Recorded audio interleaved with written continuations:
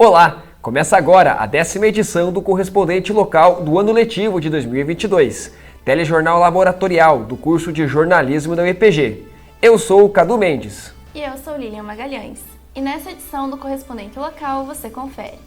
Enquanto obra no mercado municipal segue parada, a Prefeitura utiliza espaço como estacionamento provisório.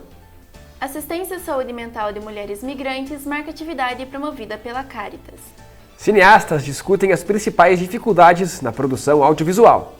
Agentes culturais denunciam atraso no pagamento de editais. Verba só deve ser repassada em 2023. O uso exagerado de fones de ouvido levam ao desenvolvimento de problemas na audição.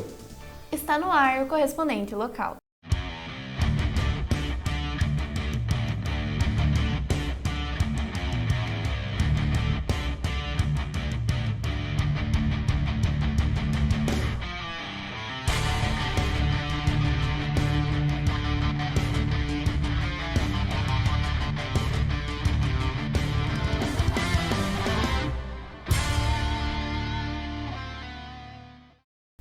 A empresa que abandonou a construção do mercado municipal foi multada em quase 13 milhões, mas ainda não quitou a dívida. Enquanto as obras estão paradas, o terreno do antigo Mercadão foi transformado em estacionamento provisório. Cadu, você foi até lá para ver como estava a situação, não é mesmo? Então, Lilian, os lojistas da região falam que é uma boa ideia dar esse uso para o terreno por enquanto, mas eles afirmam que se o mercado estivesse em funcionamento, a região teria muito mais movimento. Vamos conferir na reportagem. A Prefeitura de Ponta Grossa decidiu transformar o local do antigo mercado municipal em um estacionamento provisório. A justificativa é que ele aumentaria o número de vagas na região central, principalmente no final do ano, período em que o comércio registra maior movimento e, por consequência, o trânsito tem maior fluxo devido às festas de Natal e Ano Novo. Para nós que trabalhamos aqui nessa região, fica muito bom, porque não vai ficar um ambiente fechado, vai ter mais fluxo de pessoas. Porém, se houvesse o mercado em si mesmo, ficaria muito melhor. Porque para nós comerciantes, a gente está num ambiente meio afastado, né, da parte principal da cidade, que é o calçadão. E para o nosso comércio, para o nosso negócio, a gente teria muito mais sucesso, eu acredito, do que se fosse apenas um estacionamento. A Prefeitura não informou quando o estacionamento deixará de funcionar. Por isso, é esperado que o local tenha esse uso provisório até o início das obras do Mercadão. O município diz não ter prazos para realizar a limpeza do restante do terreno e para iniciar a reforma do mercado municipal. As obras eram de responsabilidade da Tecla Engenharia, de Curitiba. A construtora venceu a licitação, que previa a reforma do Mercadão. Porém, a empresa apenas demoliu a estrutura antiga, por alegar que ela iria desabar com o passar do tempo e não reconstruiu nada. Pelo abandono da obra e quebra do contrato de licitação, em junho de 2021, a Prefeitura aplicou uma multa de R$ 12.600.000 para a Tecla, que ainda não realizou o pagamento. O município abriu uma nova licitação, mas ainda não foi definida uma empresa para continuar o serviço. Saúde mental de mulheres migrantes e adaptação ao novo país são pautas discutidas por órgão de atendimento a migrantes e refugiados. Aproximadamente 800 migrantes foram atendidos em 2022 no município de Ponta Grossa. Este dado vem da Caritas Diocesana, que dá suporte a migrantes na cidade. Segundo a instituição, os homens são a maioria, cerca de 60%, e as mulheres são 40% deste total. Apesar de representar um número menor, as mulheres sofrem emocionalmente com o processo de migração em função do gênero. A psicóloga Emília Senapeschi, especializada em questões de gênero, explica como a saúde mental da mulher migrante pode ser afetada com as mudanças de suas realidades.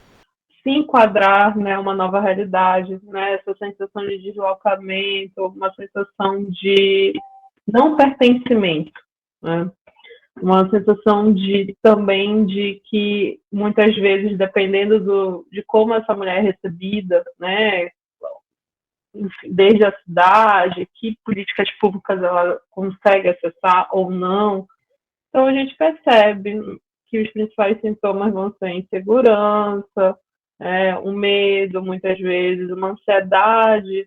Entre as diversas nacionalidades de mulheres que chegam ao Brasil, um dos principais fatores que afeta a saúde mental das mulheres migrantes é a adaptação e a dificuldade de emprego, especialmente por não conseguir trabalhar na área que são especializadas. Como é o exemplo da venezuelana Daisy Padrossi. Ela destaca que trabalhava como médica em seu país, mas atualmente não pode exercer a profissão.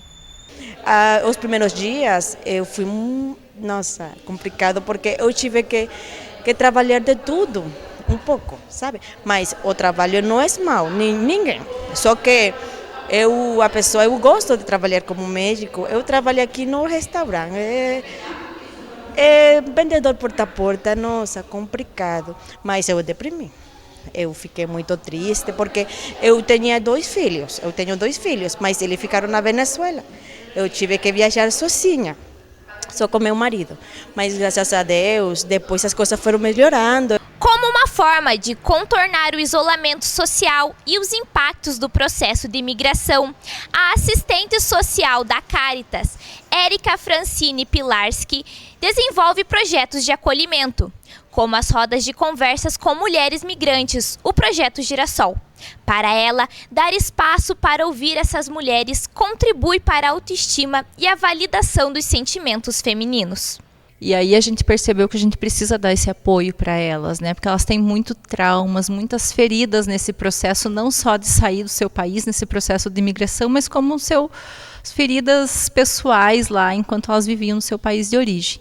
Então a gente precisa dar esse suporte para elas, por isso é uma roda exclusiva para mulheres, né? Até os homens ficam um pouco, por que só mulheres? Porque nós, mulheres, precisamos desses nossos espaços com outras mulheres.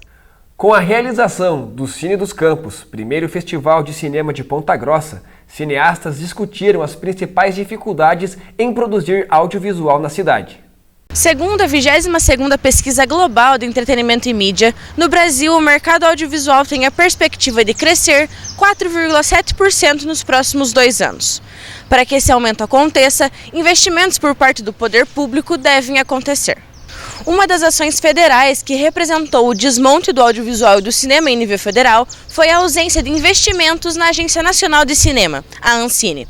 O cineasta Cássio Kelme explica como isso afeta os cineastas em nível nacional e regional. A perspectiva é que retome, agora que mudou o governo em janeiro, já foi anunciado novos fundos. A gente vê que nos anos anteriores ao Bolsonaro, o Brasil passou a ter uma representatividade muito maior, uma produção muito maior de filmes, a nível de festivais internacionais, de alcance de salas de cinema, houve uma produção muito maior e muito significativa. E que ao longo desses 4 anos se perdeu, e a gente ainda vai sentir isso nos próximos anos, porque um filme é um processo muito longo. Então a falta de incentivo desses 4 anos vai gerar um delay, um gap na produção, pelo menos no próximo ano, no 2023, 2024, 2025. Um exemplo dos problemas enfrentados na produção audiovisual em Ponta Grossa é o exemplificado na produção do curta-metragem escolhido como participante da programação do primeiro Festival dos Campos Gerais. O diretor do filme, Gabriel Chemin, conta quais são as dificuldades em produzir audiovisual na cidade. Mas aí a partir do momento que você sai desse ambiente, né, de universidade, já começa a ficar muito mais difícil, né, porque todo mundo tem que trabalhar, eu preciso trabalhar, então hoje meu trabalho não é com cinema, né? O cinema é quase como uma segunda mão ali do meu trabalho, assim, eu quero produzir, eu quero continuar a produzir, mas eu não consigo me manter profissionalmente, não consigo manter meu estilo de vida produzindo cinema. O coletivo de trabalhadores e trabalhadoras da arte de Ponta Grossa publicou uma carta aberta à Secretaria Municipal de Cultura. O documento expõe atraso no pagamento de editais da Fundação Municipal de Cultura. O coletivo de trabalhadores e trabalhadoras de Ponta Grossa, o Colarte, emitiu uma carta com insatisfações em relação aos editais de fomento à cultura publicados pela Prefeitura.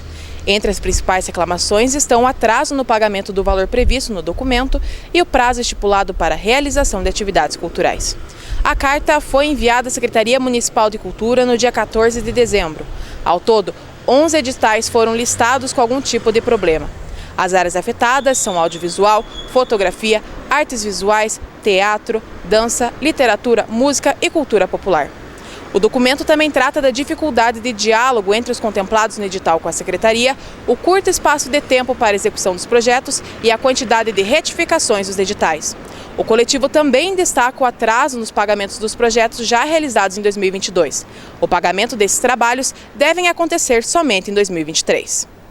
Relatório Mundial da Audição estima que até o ano de 2050, 1/4 da população mundial pode desenvolver algum tipo de problema auditivo.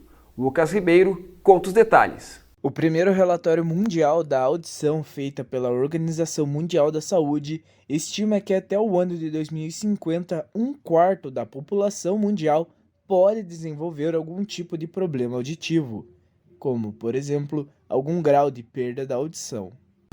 Um dos responsáveis por esses problemas de audição são os fones de ouvido. O uso dos aparelhos em excesso pode levar ao desenvolvimento de problemas de audição, como zumbidos constantes, que é o caso do estudante de Ciências Contábeis Luiz Fernando. Ele começou faz uns 7 anos, mais ou menos. No começo eu achava que era normal. E aí, depois de muitos anos convivendo com isso, um dia meu ouvido tampou e aí eu tive que ir no médico limpar o ouvido. Aí nisso a doutora percebeu que eu estava escutando esse zumbido. Depois disso eu fiz uma outra consulta com ela para entender como surgiu, para entender, né, tipo, qual é a causa, e acabou que foi o uso do fone de ouvido. Em razão dos problemas desenvolvidos por conta do uso em excesso do fone de ouvido, Luiz precisa conviver com o barulho de zumbido diariamente, o que atrapalha principalmente na hora de fazer atividades que exigem concentração e também na hora de dormir. De dia eu tenho que estar bem concentrado no som para prestar atenção nele e conseguir ouvir de fato. Então de dia ele não atrapalha tanto, é de noite que o zumbido fica muito forte e aí atrapalha a concentração, atrapalha o sono, né? Tanto que eu tomo remédio para dormir devido ao zumbido. Para evitar os problemas causados pelo fone de ouvido, recomenda-se modelos de fones supraaureais que ficam por fora da orelha. Também é aconselhado que o volume dos fones esteja abaixo da sua capacidade máxima, com volume em até 60% da capacidade. É importante praticar intervalos entre os usos dos aparelhos de 1 a 2 horas por dia. E em caso de algum sinal de desconforto no ouvido, é preciso procurar um profissional. E ficamos por aqui com a 10ª edição do Correspondente Local. Para acompanhar as produções do curso de jornalismo da UEPG, siga @periódico UEPG e nossa página na internet. Agradecemos a sua audiência. Até a próxima!